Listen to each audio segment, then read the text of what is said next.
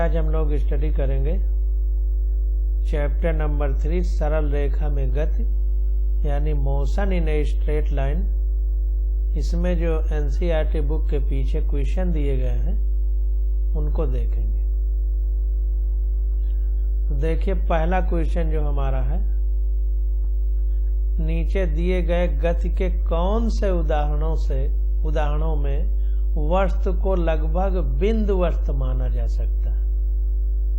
तो कह रहा है कि 4 उदाहरण दिए गए हैं, इनमें से कौन से उदाहरण में वस्तु को बिंदु वस्तु मतलब पॉइंट ऑब्जेक्ट, बहुत छोटा एक पार्टिकल माना जा सकता है, कण माना जा सकता है। तो पहला दे रहा है कि 2 स्टेशनों के बीच बिना किसी झटके के चल रही कोई रेलगाड़ी। अगर 2 स्टेशनों के बीच कोई रेलगाड़ी बिना झटके के मतलब बहुत शांतिपूर्ण ढंग से चल रही है, तो देखिए यहाँ पर हल में बताया गया है कि किसी भी वस्तु को बिंदु वस्तु माना जा सकता है यदि उसके द्वारा तय दूरी वस्तु की विमाओं की तुलना में बहुत अधिक है। अगर तय दूरी वस्तु की विमाओं की तुलना में बहुत अधिक है तो उस वस्तु को हम लोग बिंदु वस्तु मान सकते हैं। जैसे अगर ब्रह्मांड में हम पृथ्वी को देखें तो सूर्य के चारों ओर चक्कर लगाती है, जो पथ है चक्कर लगाने का उसकी तुलना में पृथ्वी बहुत छोटी है, तो उस समय इसको बिंदु वस्तु मान सकते हैं। जैसे चांद तारे जो सूरज में दिखाई देते हैं, पृथ्वी से हम लोग देखते हैं वो बहुत बड़े हैं, लेकिन जब पृथ्वी से देखते हैं तो एक छोटे से चमकदार तारे की तरह दिखाई देते हैं। तो इस कंडीशन में हम इनको बिंदु वस्तु मान सकते हैं। तो वही कह रहा है कि किसी भी वस्तु को बिंदु वस्तु माना जा सकता है यदि उसके द्वारा तय दूरी वस्तु की विमाओं की तुलना में बहुत अधिक है। अब देखिए 2 स्टेशनों के बीच बिना किसी झटके के चल रही रेलगाड़ी। तो रेलगाड़ी 2 स्टेशनों के बीच बिना किसी झटके के चल रही है। इसका तात्पर्य है कि स्टेशन परस्पर बहुत अधिक दूरी पर स्थित है, तभी झटका नहीं लग रहा है। भाई रास्ते में अगर हम पटरी में बैठ जाएं, ट्रेन आएगी तो उसके आने का आवाज हमको कान लगा के सुनेंगे तो प्रतीत होगी, लेकिन झटका नहीं लग रहा। इसका मतलब दोनों स्टेशन बहुत दूर हैं, अतः रेलगाड़ी को बिंदु वस्तु लिया जा सकता है। दूसरा क्या कह रहा है, किसी वृत्तीय पथ पर साइकिल चला रहे किसी व्यक्ति के ऊपर बैठा कोई बंदर। किसी वृत्तीय पथ पर मतलब वृत्त बना दिया है, उसमें साइकिल चला रहा है और जो व्यक्ति साइकिल चला रहा है उसके कंधे पर एक बंदर बैठा है, तो क्या उस बंदर को बिंदु वस्तु माना जा सकता है। तो एक बंदर वृत्तीय पथ पर साइकिल चला रहे व्यक्ति के ऊपर बैठा है। व्यक्ति बंदर के साथ बिना किसी झटके के साइकिल चला रहा है, अतः व्यक्ति तथा बंदर द्वारा तय की गई दूरी बहुत अधिक है, अतः बंदर को बिंदु वस्तु ले सकते हैं। अब देखें यहाँ पर ये कह रहा है कि व्यक्ति बंदर के साथ बिना किसी झटके के साइकिल चला रहा है, अतः व्यक्ति तथा बंदर द्वारा तय की गई दूरी बहुत अधिक है, अतः बंदर को बिंदु वस्तु ले सकते हैं। तो कुल मिलाकर के जहां भी तय की गई दूरी किसी वस्तु से बहुत अधिक होगी तो उसको हम बिंदु वस्तु ले सकते हैं। तीसरा कह रहा है जमीन से टकराकर तेजी से मुड़ने वाली क्रिकेट की कोई फिरकती गेंद, मतलब इधर उधर भागती, फिरकती का मतलब इधर उधर भागती गेंद। तो जमीन से टकराकर तेजी से मुड़ने वाली क्रिकेट की कोई फिरकती गेंद।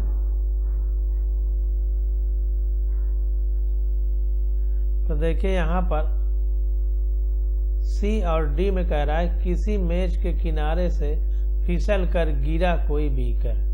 किसी मेज के किनारे से फिसल कर गिरा कोई बीकर। तो यहाँ पर देखिए सी तथा डी में तय की गई दूरी बहुत अधिक नहीं है, अतः क्रिकेट की फिरकती गेंद तथा फिसल कर गिरे बीकर को बिंदु वस्तु नहीं लिया जा सकता, क्योंकि जमीन से टकराकर तेजी से मुड़ने वाली क्रिकेट की कोई फिरकती गेंद ज्यादा दूर तक नहीं जाएगी। और मेज से गिरा हुआ बीकर ये भी ज्यादा दूरी तय नहीं करेगा। कुल मिलाकर के जब वस्तु की तुलना में दूरी बहुत अधिक हो तो बिंदु वस्तु माना जाएगा, नहीं तो नहीं माना जाएगा। अगला क्वेश्चन देखते हैं। कह रहा है दो बच्चे ए तथा बी, ये ए बच्चा है, ये बी बच्चा है, अपने विद्यालय ओ से लौटकर, विद्यालय ये ओ है, से लौटकर अपने घर क्रमशः पी तथा क्यू को जा रहे हैं। पी तथा क्यू, ए और बी ये दो बच्चे हैं, ये इनका स्कूल है, यहाँ से जा रहे हैं। अब पहुंचना कहाँ है? पी तथा क्यू पर। उनके स्थित समय ग्राफ चित्र में दिखाए गए हैं। ये एक्स टी ग्राफ, एक्स मतलब विस्थापन और ये समय, तो स्थित समय ग्राफ इनके चित्र में दिखा दिए गए हैं। नीचे लिखे कोष्ठकों में सही प्रविष्टियों को चुनिए। नीचे जो कोष्ठक में दिया गया है तो इनमें कह रहा है जो भी सही है उसको चुनना है। तो सबसे पहले देखिए यहाँ फिगर में फिगर बना दिया गया है कि ये विद्यालय है, ये ए का घर है, ये बी का घर है। तो ये ए अपने घर जा रहा है और बी अपने घर जा रहा है। ए अपने घर जा रहा है, बी अपने घर जा रहा है। ये पहले जो बी है वो पहले ओ से सी तक चला है, फिर बी इधर चलना शुरू किया है, क्यू तक जाएगा, और ए सीधा चलना शुरू किया है और यहाँ पी तक जाएगा। ये दोनों के लंबवत रेखा खींच दी गई है जहाँ पे दोनों मिलना है। तो यहाँ पर देखिए कह रहा है कि बी ए की तुलना में ए बी विद्यालय से निकट रहता है। तो बी ए की तुलना में या फिर ए बी की तुलना में विद्यालय से निकट रहता है, ये हमको बताना है। तो ये देखिए ग्राफ बना दिया है। ग्राफ कैसे बनाया है इसको बता रहा है। बिंदु पी तथा क्यू से ग्राफों पर अविलंब डालते हैं। बिंदु पी तथा क्यू दोनों से ग्राफों में ये अविलंब मतलब लंबवत रेखा, लंब का मतलब लंबवत, अभि का मतलब ऊपर से सीधा ऊर्ध्वाधर डालते हैं, जिससे स्पष्ट है कि OQ is greater than OP। जो ये OQ है ये OP से ज्यादा है। ये OQ है जो OQ, ये जो लाइन है अगर इसको देखा जाए तो OQ ज्यादा है क्योंकि P नीचे, तो OQ is greater than OP। अतः बच्चा ए, ये बच्चा ए जो है बच्चे बी की तुलना में स्कूल के निकट रहता है। तो चूंकि अवलंब जो डाला गया, परपेंडिकुलर डाला गया, उसमें OQ OP से ज्यादा है, OQ OP से ज्यादा है। इसका मतलब OP जो है ये स्कूल है तो OP OQ से नजदीक रहता है। ये बात पता चल गई। अब कह रहा है बी ए की तुलना में ए बी विद्यालय से पहले चलता है। अब बी ए की तुलना कर रहा है और पूछ रहा है कि कौन विद्यालय पहले चलता है। तो इसको भी देख लेते हैं। अब यहाँ पर देखिए बच्चा ए स्कूल से समय t बराबर 0 पर चलता है। ये बच्चा ए है, ये देखिए समय वाला, ये समय वाली लाइन है, एक्सिस है, समय वाली एक्सिस कह सकते हैं। तो जो ए है वो देखिए यहाँ पर विद्यालय है, विद्यालय से चल रहा है। इसका मतलब टी का जो है टी रेखा ओ पर 0 होगी क्योंकि यहीं से लाइन शुरू हुई है।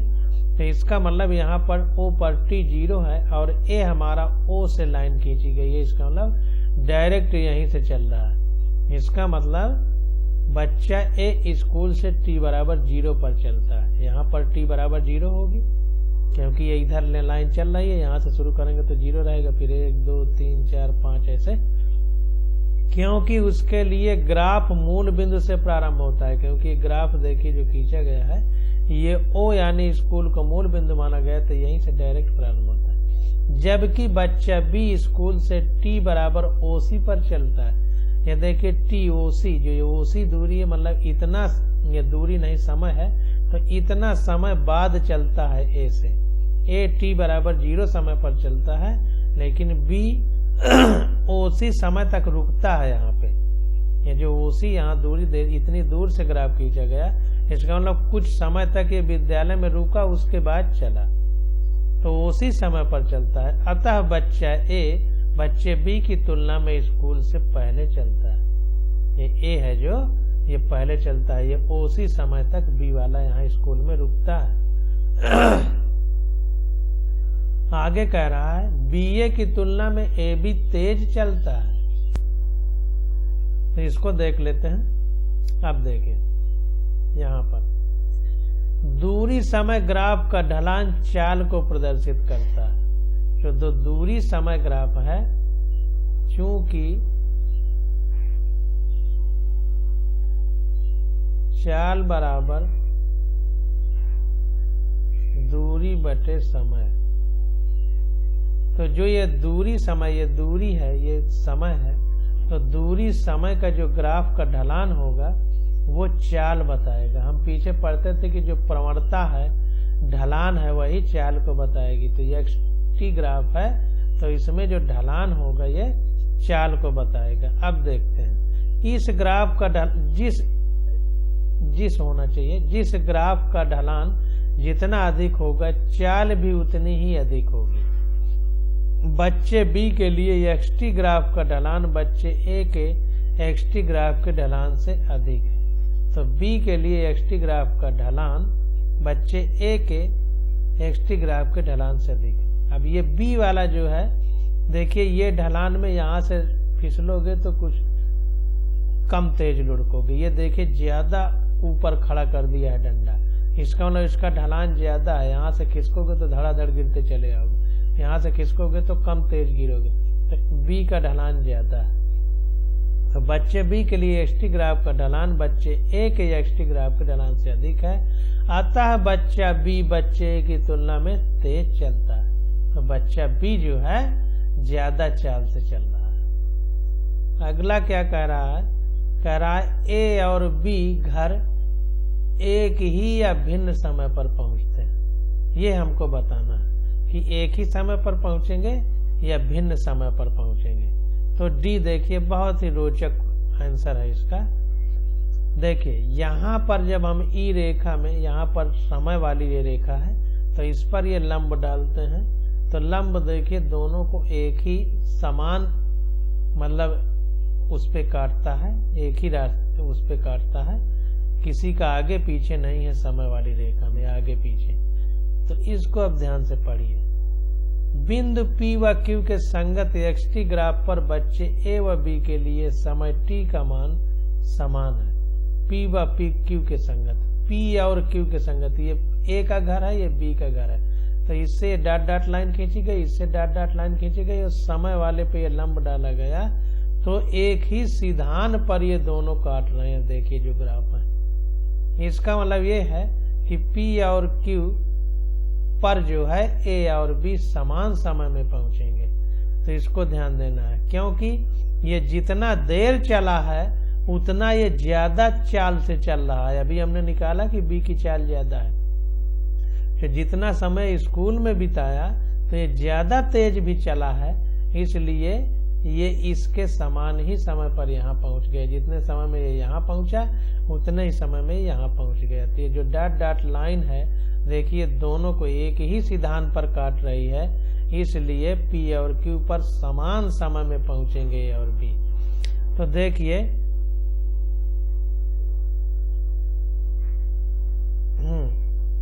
बिंदु P व Q के संगत एक्स-टी ग्राफ पर बच्चे A व B के लिए समय t का मान समान है।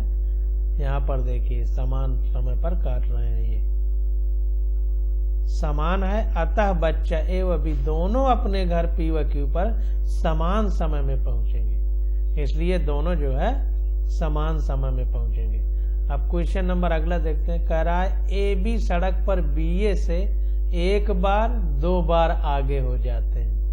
तो ए बी या BA जो भी कह रहा है सड़क में चलते समय एक बार या दो बार आगे पीछे होते हैं। इसको ध्यान देना। तो यहां पर देखिए, इसको देख रहे हैं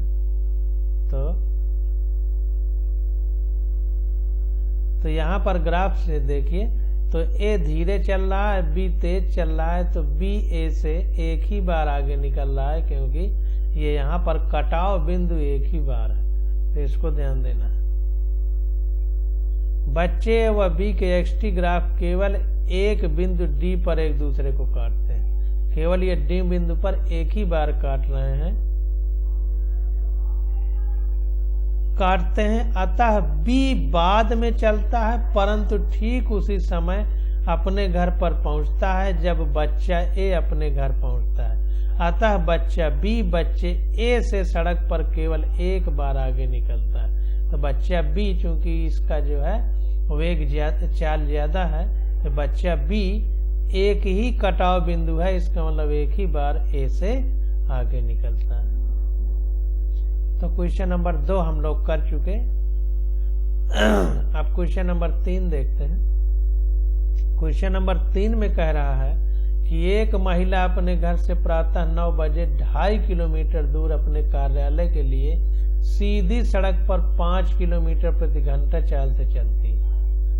वहां वो समय 5 बजे तक रहती है और 25 किलोमीटर प्रति घंटा की चाल से चल रही किसी ऑटो रिक्शा द्वारा अपने घर लौट आती है। उपयुक्त पैमाना चुनिए तथा उसकी गति का एक्सटी ग्राफ बनाइए। तो जैसे जैसे महिला चली है तो कह रहा है कि कोई एक पैमाना चुन करके, जैसे 2.5 किलोमीटर को 2.5 सेंटीमीटर ले सकते हैं, तो उस हिसाब से हमको अपनी किताब के पन्ने, कॉपी के पन्ने पर जिस प्रकार से चली है उस प्रकार से ग्राफ बनाना। तो देखिए पैमाना, एक्स अक्ष पर वो समय ले रहा है, वाई अक्ष पर दूरी ले रहा है, जैसा अभी हमने ऊपर ग्राफ पढ़ा है बच्चों के लिए। तो एक्स अक्ष पर समय ले रहा है, तो एक खाना बराबर 1 घंटा वो ले रहा है। ये जो ग्राफ बनाएंगे उसमें जो एक खाना बनाएंगे उसको हम 1 घंटा लेंगे। जो खाने बना रहे हैं ऐसे ऐसे डैट डैट, तो एक खाना बराबर 1 घंटा ले रहा है। एक खाना बराबर 1 घंटा।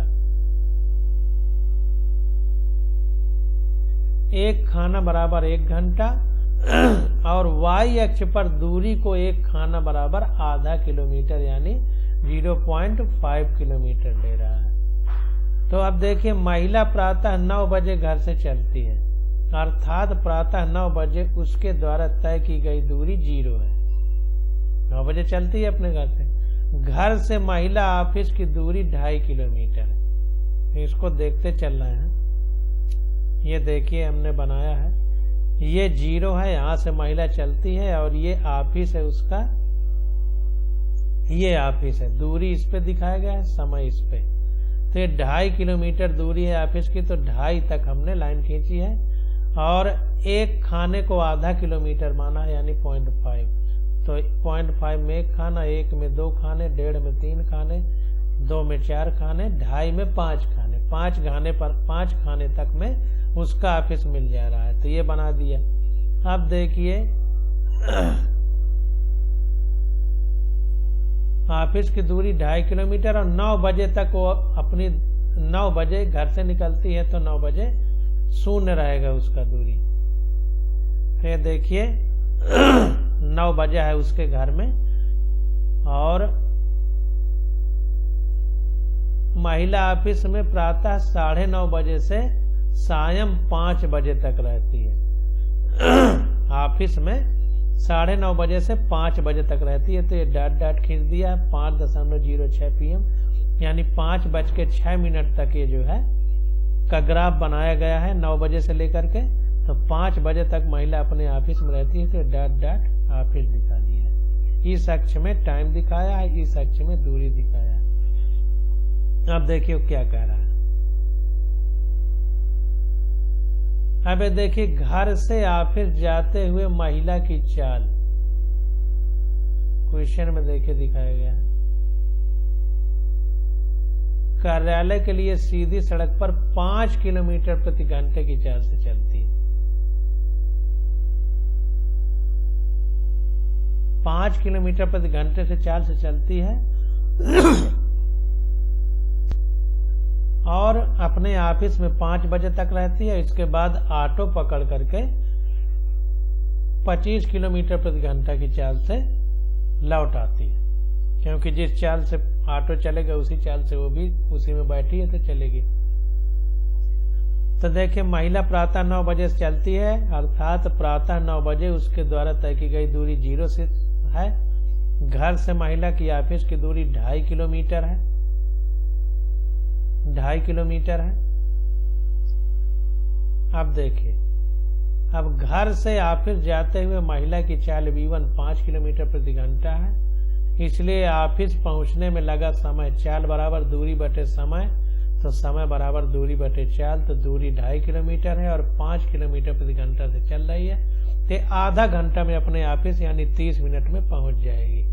अब ऑफिस पहुंचने का समय अब 9 बजे अपने घर से चली है, तो ऑफिस कितनी देर में पहुंच जाएगी? 9 बजे चली है और आधा घंटे ऑफिस पहुंचने में लगता है, तो इसका मतलब वो 9 + 30 मिनट बराबर 9:30 बजे पूर्वाह्न, AM का मतलब 12 बजे के पहले और PM का मतलब अपराह्न यानी 12 बजे के बाद, तो 12 बजे के पहले वो अपने ऑफिस पहुंच जाएगी यानी 9:30 बजे, 9:30 AM पर यानी 12 के पहले वाला।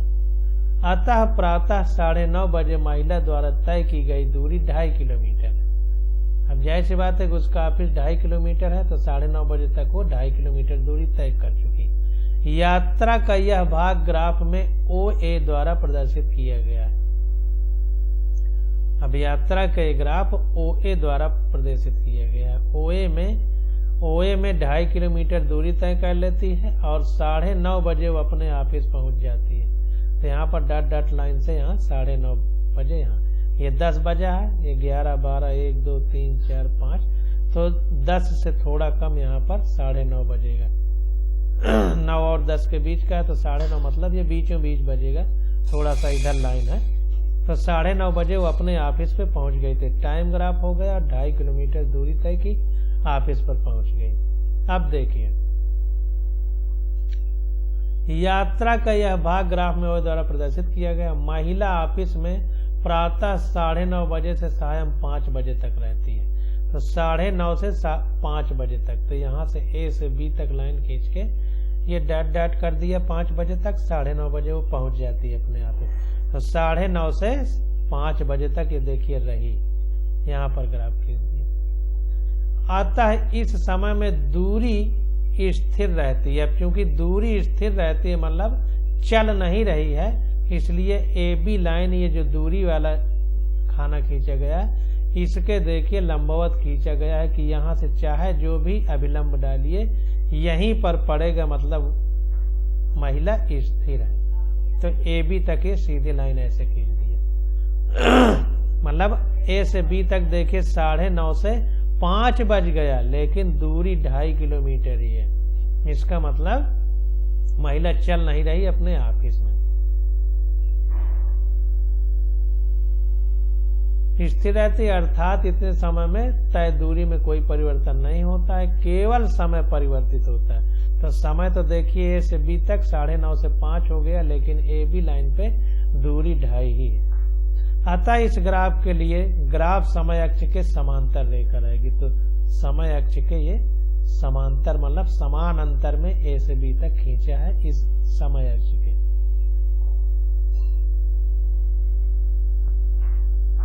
अब आगे देखते हैं, यात्रा के इस ग्राफ भाग को ग्राफ में AB द्वारा प्रदर्शित किया गया, तो ये A और B द्वारा प्रदर्शित किया गया। अब देखिए, ऑफिस से ऑटो के द्वारा घर वापस लौटते हुए महिला की चाल V2 बराबर 25 किलोमीटर प्रति घंटा, क्योंकि ऑटो अब 25 किलोमीटर प्रति घंटा से चल रहा है, तो ये चाल को V2 लिखा है। इसलिए महिला द्वारा ऑफिस से घर पहुंचने में लगा समय कितना होगा? T2। चाल बराबर दूरी बटे समय, तो समय बराबर दूरी बटे चाल। दूरी 2.5 किलोमीटर है, चाल 25 किलोमीटर प्रति घंटा यानी 1/10 घंटा। 1 घंटे में 60 मिनट होती है, यानी 60/10, तो 6 मिनट लगेगा। यहाँ बता दिया कि चूंकि 1 घंटे में 60 मिनट, वो अब 6 मिनट में इस बार घर पहुंच जाएगी।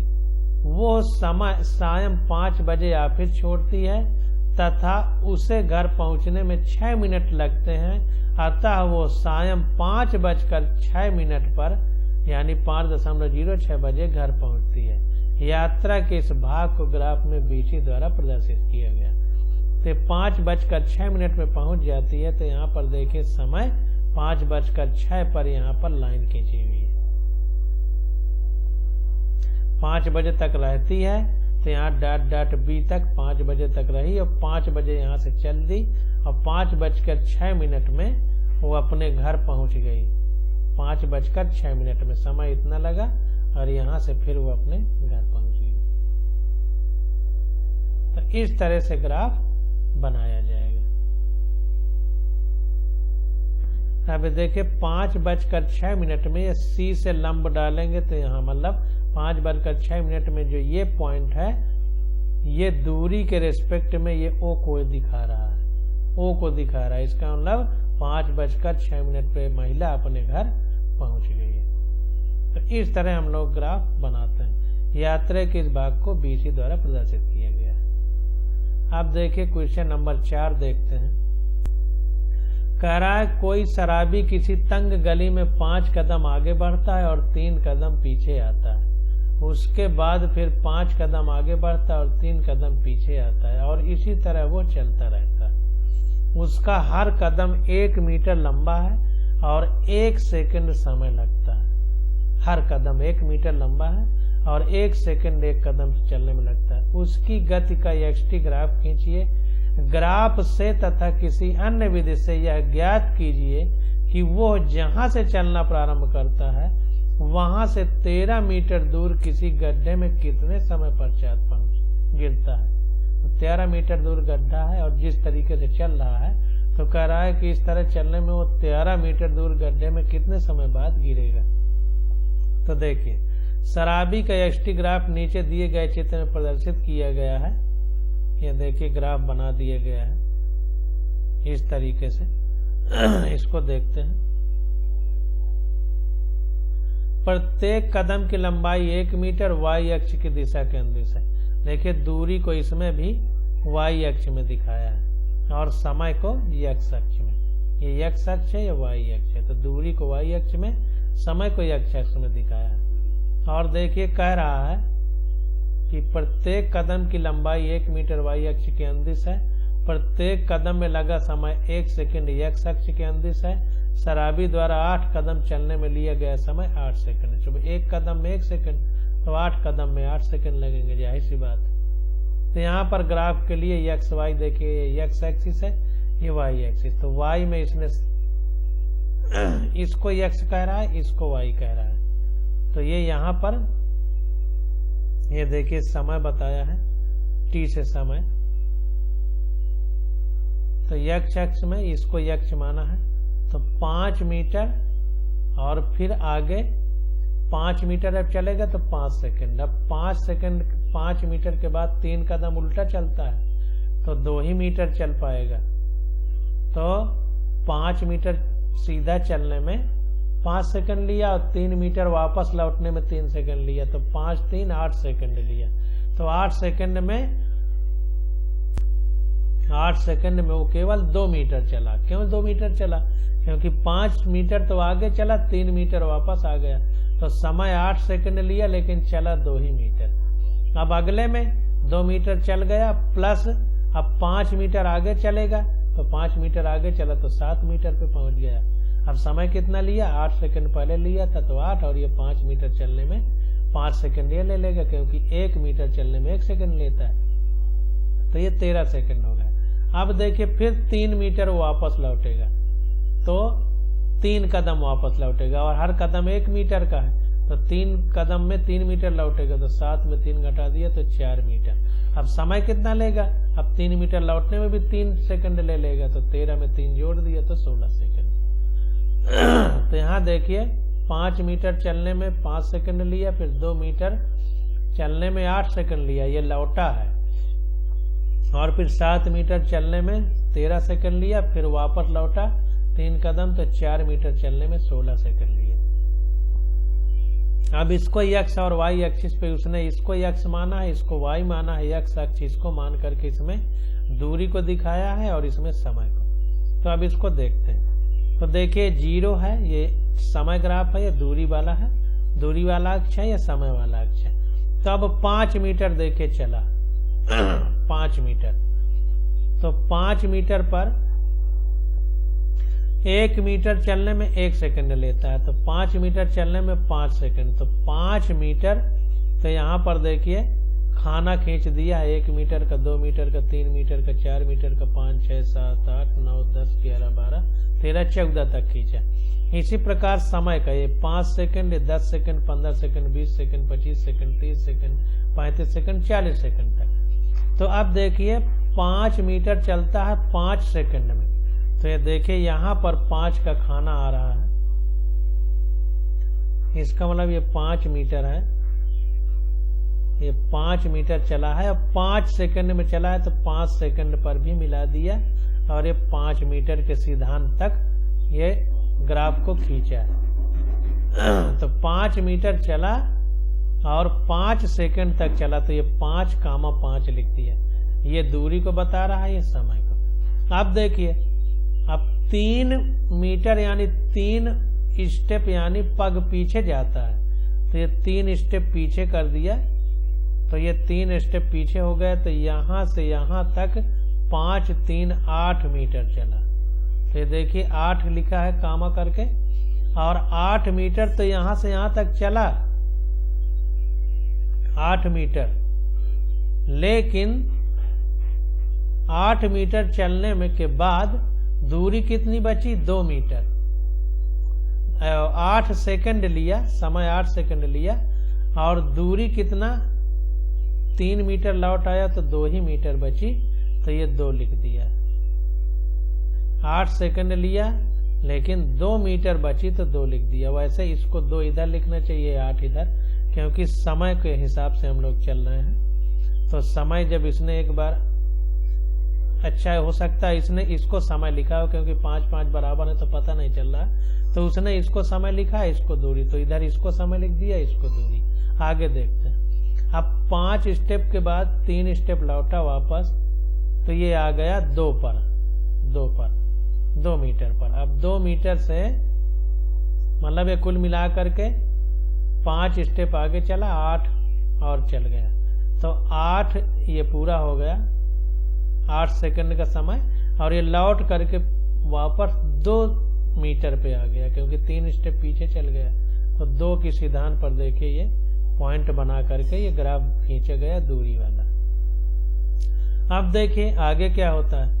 आगे ये जो 2 मीटर चला था प्लस ये 5 कदम और आगे चल रहा है, तो 5 कदम में 5 मीटर चल जाएगा, तो पूरा चलेगा 7 मीटर। तो ये देखिए 7 लिख दिया, ये 7 मीटर चला। अब लेकिन समय कितना लिया? 8, 5, 13।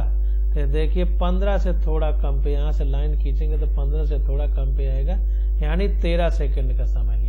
अब पीछे 7 कदम आगे चलने के बाद 3 कदम पीछे चला, तो 4 मीटर पे आ गया। तो देखिए लौटा करके ये 3 कदम पीछे चलाया, तो ये 4 मीटर पे आ गया। तो 4 के सिद्धांत पे डॉट लाइन खींचा गया। और समय कितना लिया? 16 सेकंड। तो देखिए 16 लिख दिया। इसी प्रकार अब फिर 5 कदम आगे चलेगा, तो 16, 5, 21 हो गया। 5 कदम आगे चलेगा,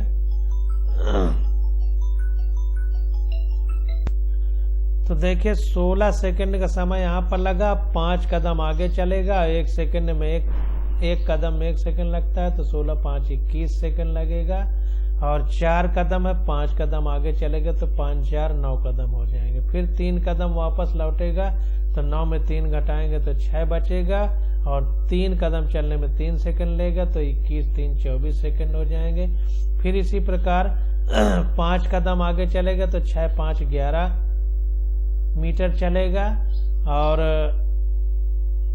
5 कदम चलने में 5 सेकंड लेंगे, तो यहाँ तक 24 सेकंड है, तो 24, 5, 29 सेकंड हो जाएगा।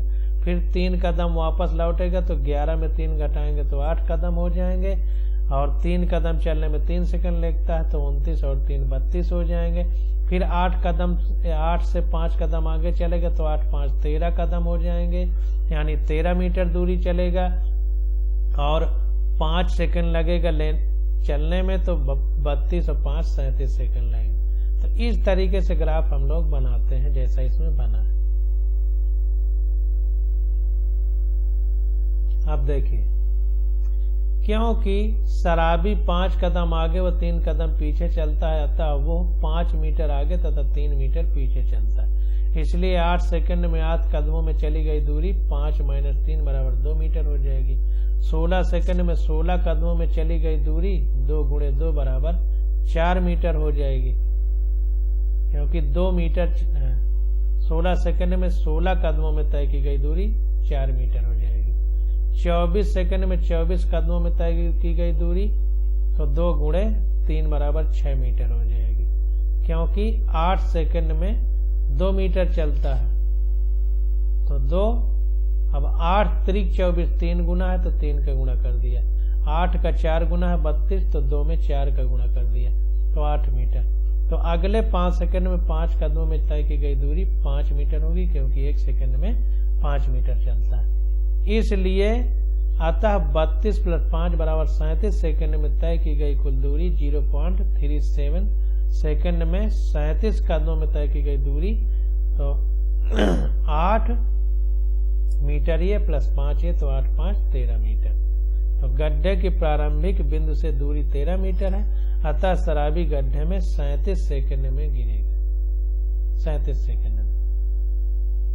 अब 13 मीटर की दूरी तक दिखाना है तो 8 मीटर तक हो गया। अब 13 मीटर पर गड्ढा है तो 5 और जोड़ देंगे, क्योंकि 5 कदम अब आगे बढ़ेगा, लौटेगा नहीं 3 कदम।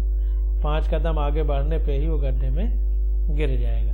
अब इसको फिर से समझ लीजिए थोड़ा सा, क्योंकि शराबी 5 कदम आगे व 3 कदम पीछे चलता है, अतः वो 5 मीटर आगे तथा 3 मीटर पीछे चलता है। तो 5 और 3 8 मीटर चला, चाहे वो आगे चला हो चाहे पीछे चला हो, तो 8 मीटर में 8 सेकंड लगेगा। तो चला तो 8 सेकंड तक, लेकिन 5 कदम आगे चला, 3 कदम पीछे, यानी चला 2 ही मीटर 8 सेकंड में। तो 8 सेकंड में देखिए 2 ही मीटर चला, तो 16 सेकंड में 8 का सेकंड का 2 गुना है 16, तो 2 × 2 4 मीटर चलेगा। 24 सेकंड में 8 का 3 गुना है तो 2 में 3 का गुणा कर दिया तो 6 मीटर चलेगा।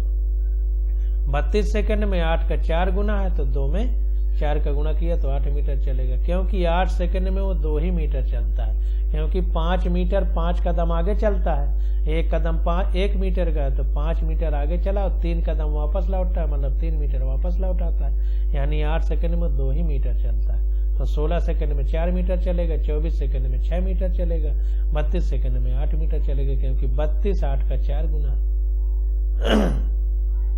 और 2 8 2 का 4 गुना है। तो इस तरीके से हम लोग सवाल निकालेंगे। तो अगले 5 सेकंड में अब लौटेगा नहीं, तो 8 × 5 = 13 मीटर दूरी तय करेगा, और 13 मीटर दूर ही गड्ढा है, तो 13 मीटर दूर कितने में 32 सेकंड में आ गया 8 मीटर। अब अगले 5 सेकंड में आगे चलेगा तो 32 × 5 = 37 हो जाएगा। तो 37 सेकंड में तय की गई दूरी 0.37 सेकंड में 37 कदमों में तय की गई दूरी 8 + 5, क्योंकि 8 मीटर चला 32 में, 5 मीटर और 5 सेकंड में चलेगा तो 37 सेकंड में 13 मीटर चलेगा। तो गड्ढे की प्रारंभिक बिंदु से दूरी 13 मीटर, अतः शराबी गड्ढे में 37 सेकंड में गिर जाएगा। अब क्वेश्चन नंबर 5 देखते हैं। अब ये 5वां क्वेश्चन नंबर अगले लेक्चर में स्टडी करेंगे।